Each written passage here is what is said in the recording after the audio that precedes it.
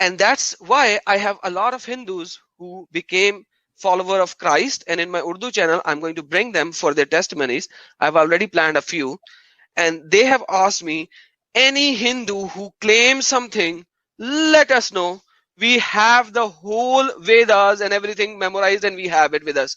So whenever some Hindu wants to have a talk about his religion, I have people who know their who know the Hindu scriptures from inside out. I have Brahmins who converted to Christ. I have Brahmins who have converted to Christ. What's the problem in that? About this, Actually, but feelings rise. अगर Yeah. Hinduism एक but rice bag से but but कम है, तो then they can ji. listen, keep on saying that. Sorry. listen. My Stories, Krishna, Brahma, all these kind of stupidities. All of your so-called gods are beneath me, under me. I don't even piss on them because my piss is better than your gods. I don't even piss on them because my piss is better than your gods. Because my piss is better than your gods. That's who I am. अस्सलामुअलैकुम दोस्तों, उम्मीद है आप लोग खैरियत से होंगे।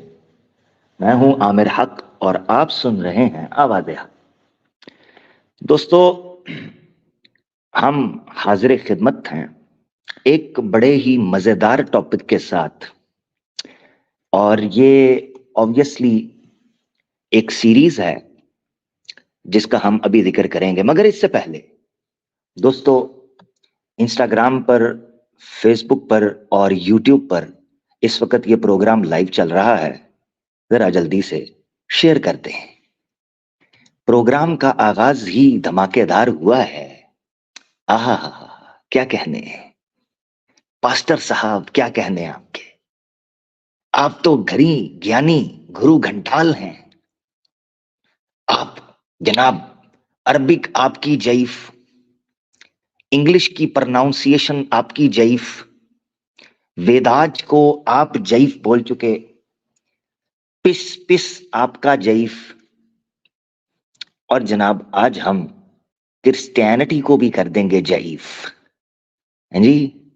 भाई आप में से तो कोई जईफ नहीं है, तो लाइक क्यों नहीं करते यार? क्या बात है, क्या बात है, हैं? लाइक क्यों नहीं करते?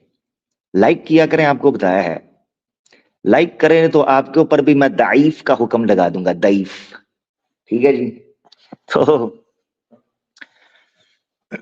आज ना माहौल नहीं बन पा रहा था यार कि कोई प्रोग्राम हम करें, क्या करें क्या ना करें। एक ऐसी मुश्किल, भाई कोई तो बता दे इसका हल। ओ मेरे भाई, मसरूफियत के बाद जैसे ही कोई थोड़ा सा मौका मिला तो हमने सोचा यार रमजान की आमद आमद है, फिर तो हम अपनी खुशगपियों के अंदर लग जाएंगे, तो क्यों ना आज कुछ बेहतर मौजू के ऊपर बात कर ली जाए।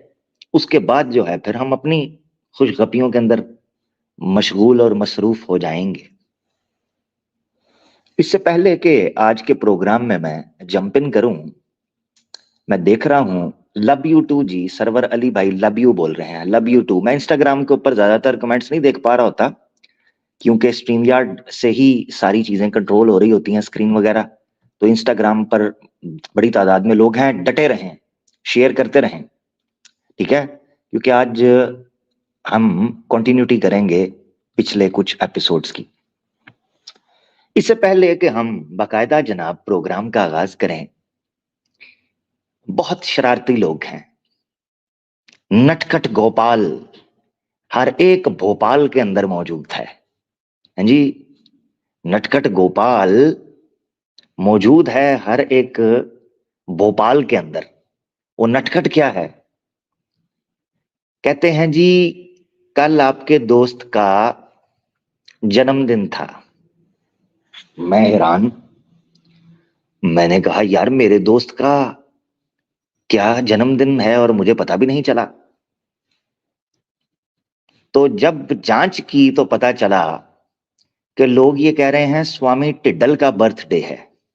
यार कमाल है, मेरा दोस्त हो और मुझे ही ना पता हो कि उसका जन्मदिन कब है। तो कहने लगे जी 5 मार्च जो है स्वामी टिड्डल का बर्थडे है, जन्मदिन है। तो आपको बताता चलूं कि जिस दिन स्वामी टिड्डल का जन्मदिन है वो हकीकत में 12 फरवरी बनता है। 12 फरवरी, 12th ऑफ फेब्रुअरी, ये स्वामी टिड्डल का जन्मदिन बनता है। तो उस वक्त तो आपने याद नहीं करवाया। अब 5 मार्च को याद करवा रहे हैं स्वामी टिड्डल का। और गेस व्हाट, जिस दिन आपको स्वामी टिड्डल का जन्मदिन नजर आ रहा है वो तो एंटीवायरस के जन्मदिन का अवसर है। यानी 5 मार्च को तो मेरा जन्मदिन था भाई। जिस दिन बीमारी आई है उसी दिन इंजेक्शन भी आया है अल्लाह के हुक्म से। हाँ जी जी जी जनाब, कैप्सूल भी उसी दिन आया है जिस दिन पेट में कीड़ा आया था। तो उसी दिन हम इस दुनिया में पधारे थे इनकी मंजी चौक के अंदर ठोंकने के लिए, अल्हम्दुलिल्लाह 5 मार्च को। हाँ, अब इस 5 मार्च को आर्या चमाजियो अंतिम नमाज के तौर पर मनाया करना। ठीक है जी, चलें अब आगे बढ़ते हैं। आज का मौजू जनाब बड़ा मजे का होने वाला है और इसको लिंक कर देते हैं थोड़ा आपको समझाने के लिए जिन लोगों ने प्रोग्राम्स नहीं सुने पिछले, क्योंकि बहुत इंपॉर्टेंट होने वाला है, बहुत इंपॉर्टेंट है। तो इसको जरा समझना है। पिछले 2 एपिसोड्स जिन लोगों ने नहीं देखे वो लाजमी तौर पर पिछले 2 एपिसोड्स देखें। नंबर 1, पर्दा in Sanatan Dharma, dress code for ladies in Sanatan Dharma. पहली एपिसोड भी देखें और इसी तरीके से दूसरी एपिसोड भी जरूर आप देखें। ये दोनों एपिसोड्स पड़ी हुई हैं आवाज़े हक लाइव के ऊपर, इसी चैनल के ऊपर। अगर इंस्टाग्राम पर देख रहे हैं तो आवाज़े हक लाइव के ऊपर ये 2 एपिसोड्स हैं, जरूर देखें। इन 2 एपिसोड्स के अंदर मैंने डिटेल के साथ एक्सप्लेन किया है कि जनाब सनातन धर्म के अंदर महिलाओं के जो वस्त्र हैं वो किस प्रकार होने चाहिए और धार्मिक स्त्रियों का धार्मिक कर्तव्य क्या है, इसको हमने उसमें एक्सप्लेन किया हुआ है। ये उसी सीरीज की कंटिन्यूटी है कि पहले हमने सनातन धर्म को देखा है, अब हम क्रिश्चियनिटी को थोड़ा गौर से देखेंगे।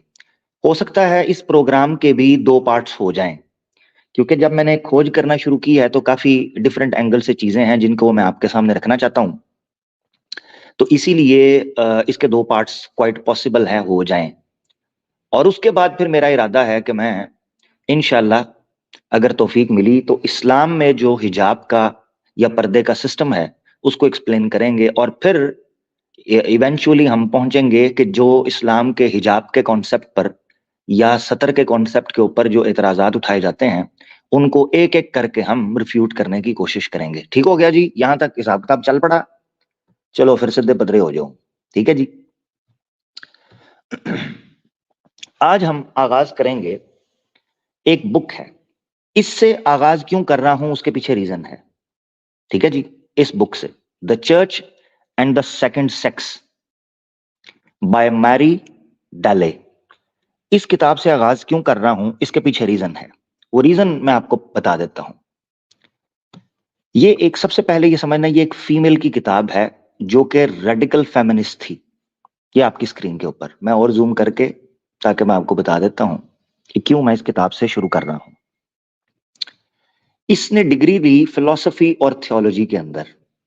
ठीक है जी, और ये सेकंड वेव फेमिनिज्म की जो थी उसकी one of the most brilliant and original thinkers है में से काउंट होती है मैरी।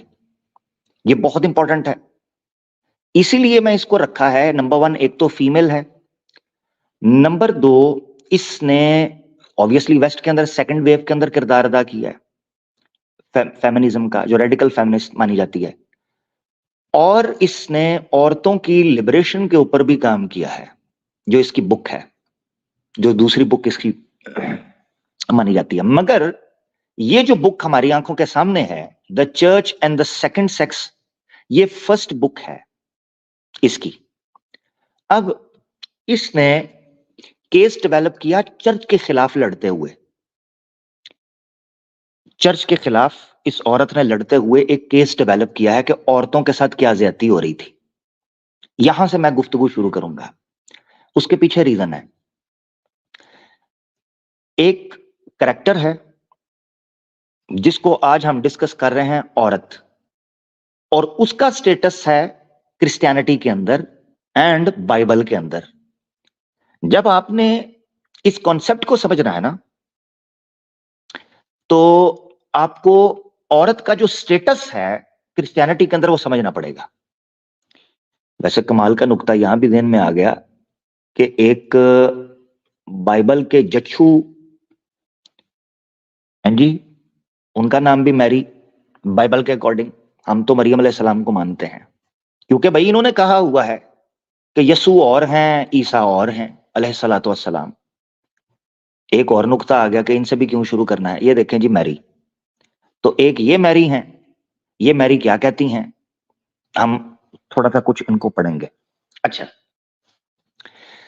तो किधर गए, हाँ, ये इन्होंने केस बिल्ड किया arguing that it supported destructive views of women. ये किताब एक्सप्लेन करेगी औरतों के लिए जो डिस्ट्रक्टिव व्यूज हैं बाइबल के थ्रू जो हमारे पास आए हैं, या चर्च के थ्रू है ना, पर्टिकुलरली चर्च के थ्रू हमारे सामने आए, तो इसको लेकर चलेंगे।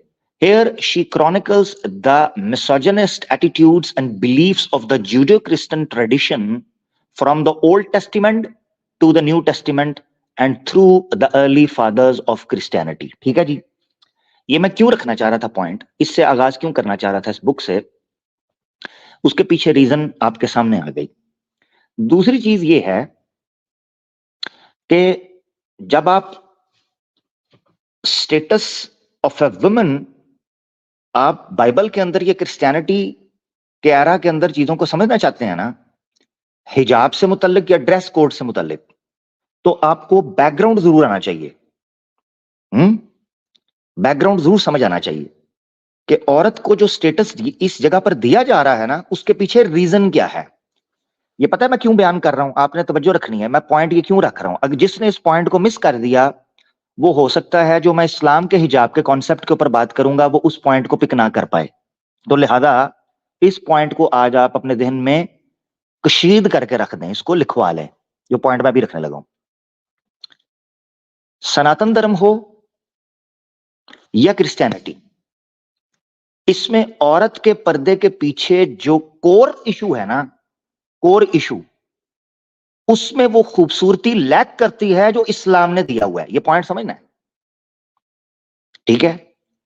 इसीलिए इस बेस को समझाने के लिए आज मैं status of a women, of a lady, Christianity के कॉन्टेक्स्ट में समझाऊंगा, ताकि आपको पता चले कि ये उससे पर्दा क्यों करवाते थे। ये जरूरी समझना है, ठीक है। और फिर जब मैं ये नुक्ता इस्लाम के कॉन्टेक्स्ट में रखूंगा, फिलॉसफी ऑफ हिजाब इन इस्लाम, तो आपको पता चलेगा कि इस्लाम ने औरत को हिजाब करने का क्यों कहा, उसके पीछे रीजन समझ आएगी। अब आप समझ गए हैं। अब सबसे पहला पॉइंट जो इसने डिस्कस किया है पेज नंबर 150 के ऊपर, यहां हम चलते हैं। इसने स्टार्ट में पोल खोल कर रखी है, the Bible manifests the unfortunate. वो कहती है जिस वक्त स्क्रिप्चर लिखी गई है ना, उस वक्त के हालात को सामने रखना बड़ा जरूरी है कि हो क्या रहा था उस वक्त औरत के साथ। तो वो क्या कहती है, often condition of a women in ancient time. पुराने प्राचीन काल में जो औरत की कंडीशन थी वो मिजरेबल थी। The authors of both the old and the new testament were men of their times. सारे के सारे मर्द थे। अब obviously it would be naive to think, कहती है ये बड़ी पागलपन होगा, बड़ा कुंत जहन होगा कोई जो ये सोचेगा कि they were free to the prejudices of their epochs, कि वो उस वक्त के जो हालात थे, उस वक्त की जो इन्फ्लुएंसेस थे, उस वक्त के जो फैक्टर्स थे एक्सटर्नल, उनसे इन्फ्लुएंस ना हुए हों।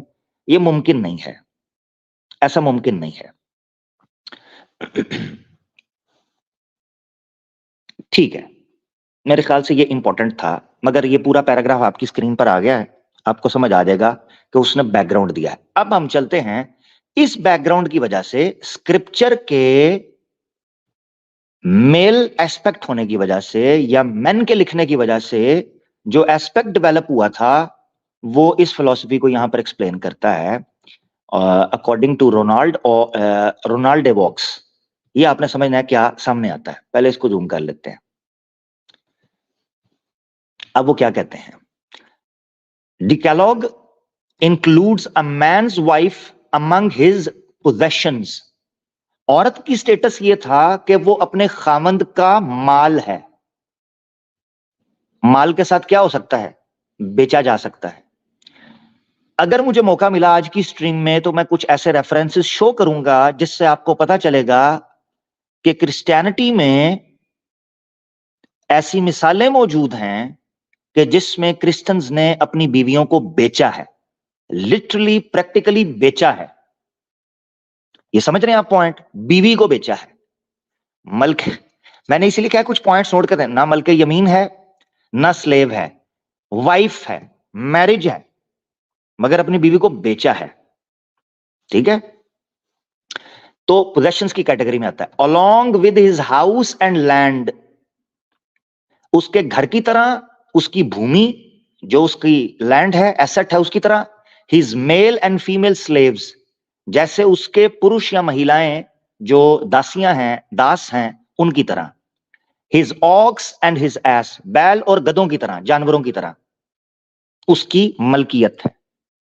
और उसने आगे कोट किया है एक्सोडस को और ड्यूट्रोनॉमी को। ये बेस पकड़ी। कहा जा रहा है कि उसका पति जो होता था वो उसको कभी भी छोड़ सकता है, उसको त्याग सकता है, but she can not claim a divorce. वो उससे तलाक, सेपरेशन नहीं कर सकती। ये औरत का स्टेटस सामने रखना आपने, फिर आपने समझना है कि पर्दा क्या है। तो अभी स्टेटस ले लें। All her life she remains a minor. औरत क्रिश्चियनिटी में एक माइनर की तरह बिहेव, उसका स्टेटस माइनर का है। माइनर क्या मतलब, जो बच्चा अडल्ट नहीं हुआ, उसके फैसले, पेरेंट कंट्रोलिंग, हस्बैंड है तो उसको संभाल कर उसके फैसले करेगा। अब देखना आगे क्या होता है कि माइनर की तरह वो बिहेव करेगी, बच्चे की तरह। हाँ, अब the wife does not inherit from her husband nor daughters from their father except when there is no male heir. ठीक है जी, ना वो को प्रॉपर्टी ले सकती हैं अपने बाप से, ना अपने हस्बैंड से।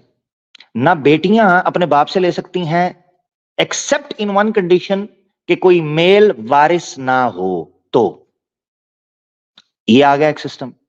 दूसरा समझना आपने, अब आपको समझ आ रहा होगा कि ये आपने समझना है, ये उन सनातनियों के लिए अलार्मिंग और एक रेड लाइट एरिया शुरू हो रहा है कि वो एडम सीकर, वो यस्सु की कुत्ती जो इस्लाम छोड़ती है इस चीज पर कि इस्लाम की मुझे समझ नहीं आ रही, बड़ी दिक्कत है। सनातनी सोचें कि वो क्रिश्चियनिटी में क्यों बैठा हुआ है। पता है क्यों? क्योंकि वो कभी मुसलमान था ही नहीं। हाँ, वो बाय बर्थ क्रिश्चियन है, मिशनरी। वो लूटने के लिए, फुद्दू लगाने के लिए ये स्टेटस अवेल कर रहा है कि अपने नाम के साथ लगा, मैं जी एक्स मुस्लिम हूं, मैं जी फलाना हूं, ताकि लोग इंटरेस्ट लें कि देखो यार बंदा मुसलमान था, ईसाई हो गया है, ज्यादा कुछ तो बात है। ये पॉइंट समझना आपने। आपको क्या लगता है ये बातें नहीं पता उसे? मैं चैलेंज करता हूं कोई सनातनी महिला जाए, उसके सामने ये बातें रखे जो आज मैं रखूंगा कुछ स्टार्ट में, ठीक है ना, तो पता चल जाएगा आपको। इसलिए जब कोई बंदा क्रिश्चियनिटी पढ़ता है न्यूट्रल ज़हन के साथ, उसको पता चलता है कि यार, मिसाल 1 मिनट के लिए मान लो, मैं सनातनियों को इस वक्त मुखातिब कर रहा हूं, सनातनियों 1 मिनट के लिए मान लो एक बंदा इस्लाम छोड़ता है, फला फला फला फला चीज की, वो क्रिश्चियनिटी में कैसे जा सकता है? भाई सोचने की बात है, ये समझना है। तो यहां आपको मनुस्मृति वाली फीलिंग नजर आएगी इस एरिया में, जो उस वक्त के फिलोसफर्स समझा करते थे। और जिसको नहीं यकीन कि एडम सीकर कभी मुसलमान था ही नहीं, वो क्रिश्चियन था, मैंने स्ट्रीम की Adam seeker was not a Muslim, अवादे ऑफिशियल पर पड़ी है लाइव में, जाकर उसको देख लें, उसमें मैंने सबूतों के साथ इसकी अपनी जुबान से वादे किया। आगे बढ़ते हैं। A wow made by a girl और मैरिड वुमेन, अगर कोई लड़की कुंवारी हो या विवाहित स्त्री हो, अगर वो कोई कसम खाती है तो उसकी कसम तब तक वैलिड नहीं होगी जब तक उस नजर या कसम को उसका पिता, उसका पति कंफर्म ना कर दे, उसकी इजाजत ना हो, तब तक वो कसम नल एंड वॉइड रहेगी। यह है हालत, यह है स्टेटस क्रिश्चियनिटी के अंदर। अब आपने देखना है अगला पैराग्राफ, ये पेज 150 पर अभी हम पढ़ रहे हैं। अब ये देखें जरा, ये क्या लिखते हैं। Whereas misconduct on the part of the wife was severely punished, यहां कहा जा रहा है कि मगर आपने ये समझना है कि वाइफ के साथ अगर कोई ज्यादती हो जाती थी तो ठीक है, पति को पकड़ते हैं, उसको संभालते हैं। Infidelity on the part of the man, और आगे कुछ रीजंस बयान की गई हैं। यहां वो इस वक्त पेज जो है स्कैन के अंदर आया नहीं है, तो लिहाजा उसको मैं एक्सप्लेन नहीं कर सकूंगा, मगर ये पॉइंट भी इंपॉर्टेंट था समझना कि वो बैलेंस करके लेकर चल रही है। ये समझना आपने चीजों को, और इसकी बातों के अंदर आपको पता चलेगा कि रेडिकल फेमिनिस्ट तो इसको कहा गया है, मगर ये बैलेंस कर रही है चीजों को। ठीक है, चले मैं ज्यादा बोरिंग नहीं करता। कुछ पैराग्राफ्स मैंने हाईलाइट किए हुए हैं सिर्फ आपके पढ़ने के लिए, वो आपने देखना है। ये पेज नंबर आ जाएगा 151, ठीक है, इसी बुक का 151। तो ये पैराग्राफ लेते हैं, यहां आपने पढ़ना है। The contemporary social inferiority of women was indeed reflected in the New Testament. पहले बात हो रही थी ओल्ड टेस्टिमेंट की। वो ये कहती है कि जो औरत के साथ सोसाइटी के अंदर बर्ताव किया जा रहा था, उसकी रिफ्लेक्शन आपको नजर आती है न्यू टेस्टिमेंट के अंदर। मगर देखें, उसका बैलेंस चेक करना है आपने यहां से, ताकि लोगों को पता चले कि वो बैलेंस करेगा। Although the seeds of emancipation were present in the Christian message, वो कहते हैं बहरहाल औरत के लिए कुछ अच्छे मैसेज भी था, उसकी आजादी के लिए, उसके राइट्स के लिए, उसकी लिबर्टी के लिए, ये भी आपको न्यू टेस्टिमेंट में मिलता है। सो हियर यहां आपको एक चीज समझनी चाहिए कि एक और वो बैलेंस पेश कर रही है आपके सामने थ्योरी, बट यहां से काम खराब होने लगा। ये पैराग्राफ आपने देखना है। We now know it is important to understand that Paul was greatly preoccupied with order in society and in Christian assemblies in particular. कहते हैं ये बात यहां इंपॉर्टेंट है समझना कि पॉल की जो बातें हमें दिखाई देती हैं, जिनका मैं आगे जिक्र करूंगा, वो अपने माहौल से प्रभावित दिखाई देता है औरतों के अधिकारों को, महिलाओं के अधिकारों को लेकर। In modern parlance, it seemed necessary to sustain a good image of the church. Thus, it appeared to him an important consideration that women should not have too predominant a place in Christian assemblies.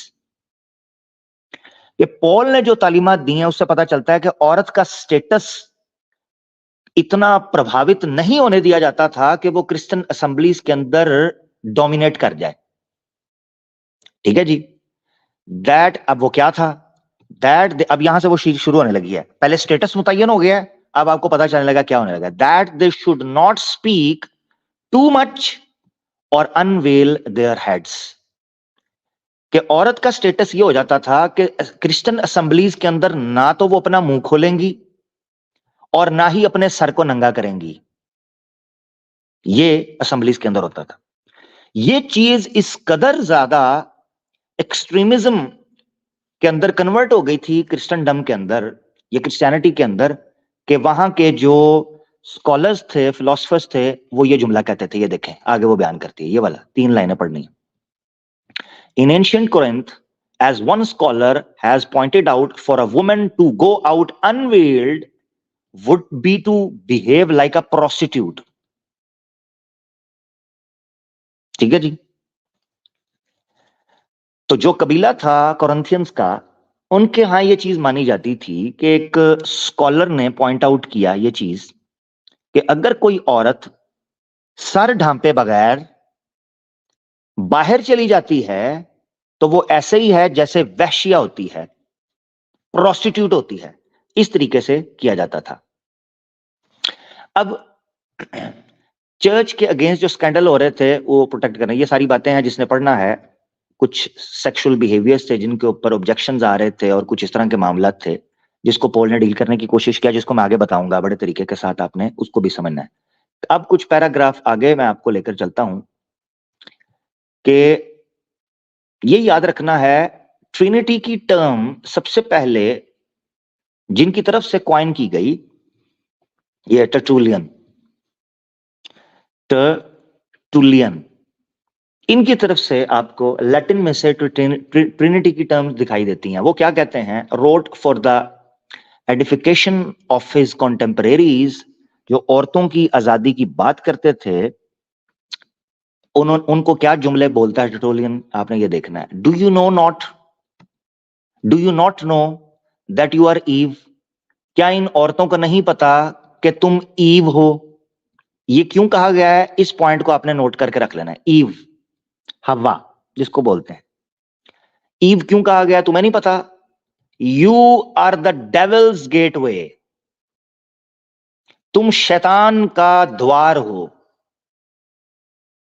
तुम असुर का द्वार हो, दरवाजा हो। How easily you destroyed man, तुमने कितनी आसानी से बंदों का तबाह कर दिया है। The image of God, God ने जिसको अपने इमेज पे बनाया था। Because of the death which you brought upon us, तुम ही मृत्यु का दोष हम पर लेकर आई हो। Even the son of God had to die, औरत की वजह से ही यीशु मसीह को मरना पड़ा। औरत की वजह, ये स्टेटस है बेस, तो औरत की वजह से ही मरना पड़ा। 154 the gender system conceptual and theoretical issues, ठीक है जी, ये इसी बुक का पार्ट 1 के अंदर एक्सप्लेन कर दिया हुआ है। आगे फिर वो मिडिल एज को डिस्कस करती है और दूसरे मामला है। खैर, यहां से मैं करना चाहता था आगाज। क्यों, इसके पीछे रीजन है, क्यों औरत को यह स्टेटस दिया गया, क्यों औरत के साथ इस तरह से डील किया गया, उसके पीछे रीजन है। आपको स्टार्ट से एक हवाला दिखाता हूं जिससे आपको पता चलेगा।